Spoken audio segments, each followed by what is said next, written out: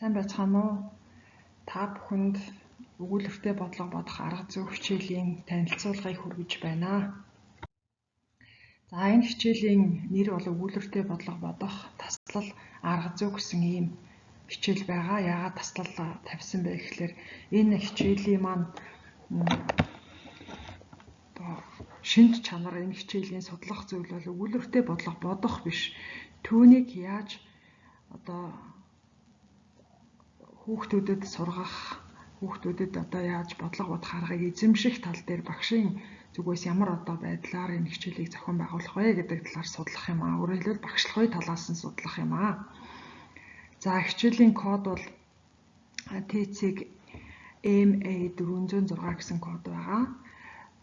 Энэ хичээлийн улирал бол 4-р курсын намрын улиралд судалж байгаа.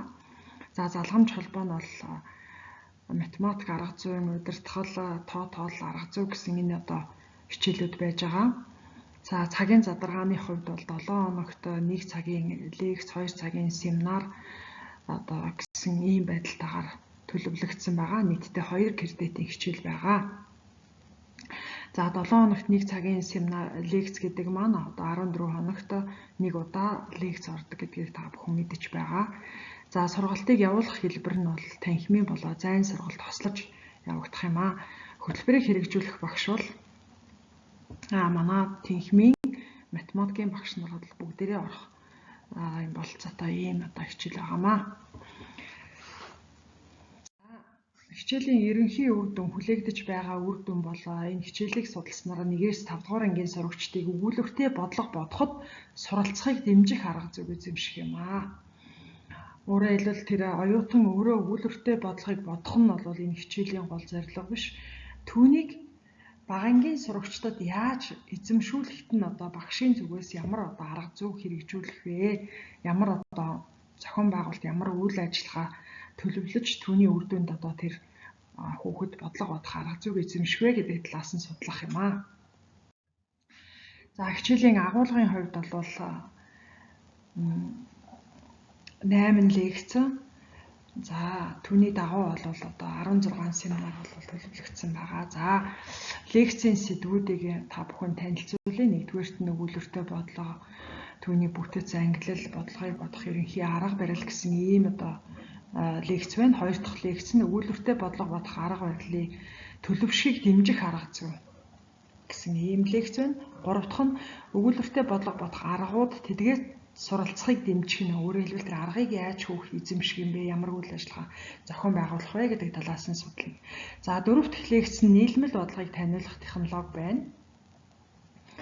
За энгийн бодлогыг та бүхэн математик арга зүй удирдгал хичээл дээр нэлээд судалсан учраас энэ удаад бол давхцуулж үзэхгүйгээр зөвхөн нийлмэл бодлогыг ямар арга зүйгээр бид нар хүүхдүүдэд дэмжлэг тусалцаа үзүүлж суралцах үйл ажиллагааг зохион байгуулах вэ гэдэг талаас нь судлах юм байнамаа.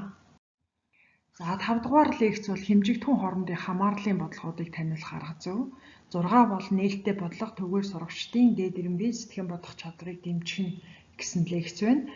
7 бол бодлогыг олон аргаар бодуулах нь гэсэн ийм лекц байж байна. За 8 дахь лекц бол өгүүлбэртэй бодлого бодоход суралцахыг дэмжих идэвхтэй сургалтын аргууд гэсэн ийм 8 лекц байна. За энэ лекц бүр нь тус бүрдээ 2 удаагийн семинар буюу 4 цагийн ингээд семинарын хичээлийг дагуулж байгаа. За хичээлийн ерөнхий арга зүйн хувьд ер нь бол танин мэдхийн зөв тогтолт нийцүүлэх. За тэгээд оюутны хөгжлийг дэмжихэд суралцахыг оюутны бүтээлч үйл ажиллагаа, бие даасан үйл ажиллагаа, дээд эренбийн сэтгэн бодох чадвар шаардсан шинжлэх ухаан, арга барил, асуудал болон төсөлд суурилсан сургалтын арга зүй, цахим болон танхимын сургалтын арга зүй зэргийг оновчтойгоор хослуулан хэрэгжүүлэх юм аа.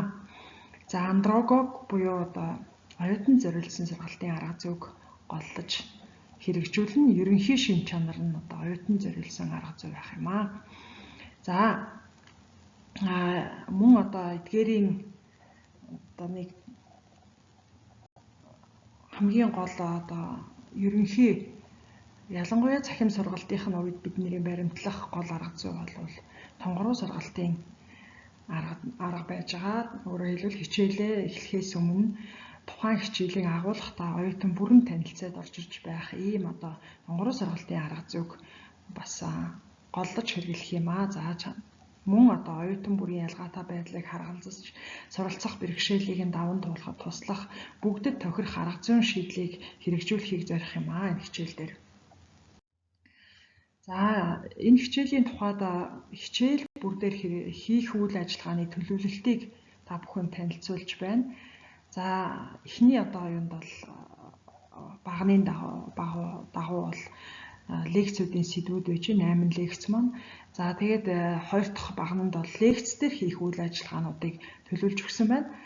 За хамгийн төгсгөлийн багнанд нь бол семинар бүр дээр хийх үйл ажиллагаануудыг хамгийн үндсэн үйл ажиллагаануудыг нь төлөвлөж өгсөн байна.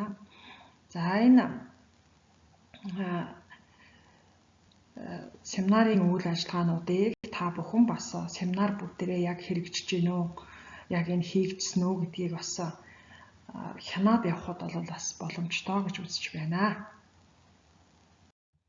За хичээлийн үнэлгээний тухайд бол эрс оролцоо 20%, бие даалтан 50%, явцын одоо үнэлгээ нь 30% гэсэн ийм байдалтайгаар төлөвлөсөн байна. За хичээлд суусан оролцсон байдлыг үнэлэхдээ эрсийг нь 10%, итгэх оролцоог нь 10%. За бие даалтын үнэлгээ бол 2 даалгавраар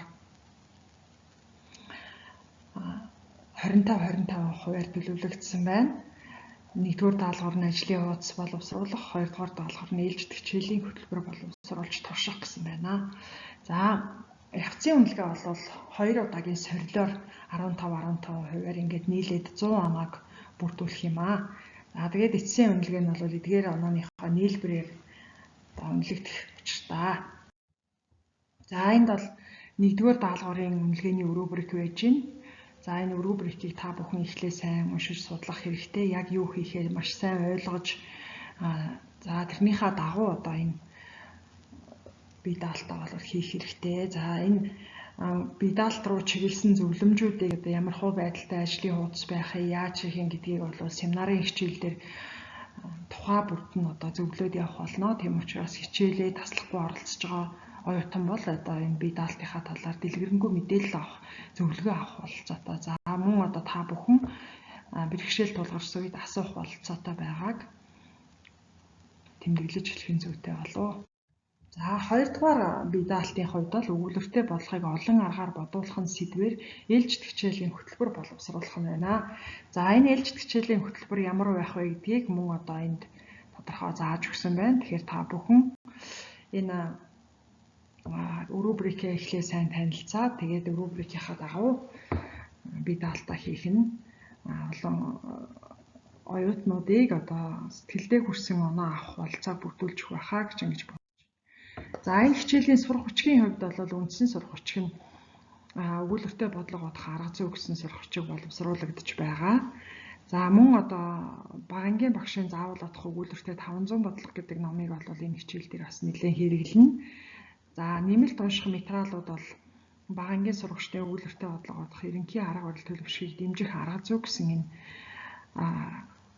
ном бол байж байгаамаа. За энэ 500 бодлого болоод энэ дэмжих арга зүй гэдэг энэ хоёр ном бол манай сургуулийн номын санд бол зүүн төвөөр гэж байж байгаа. Та бүхэн авч ашиглах болцоотой байгаа. За ингээд ерөнхийдөө хичээлийн маань одоо та бүхэнд хэрэгтэй мэдээллүүд одоо ийм байна. Ингээд та бүхнийг одоо хичээлээ урдаас төлөвлөж, өөрийгөө хянан зохицуулж, хичээлээ одоо амжилттай суралцах тэр бүх одоо алхмуудыг ингээд хийх байхаа гэж найдаж байна. Ингээд та бүхэнд амжилт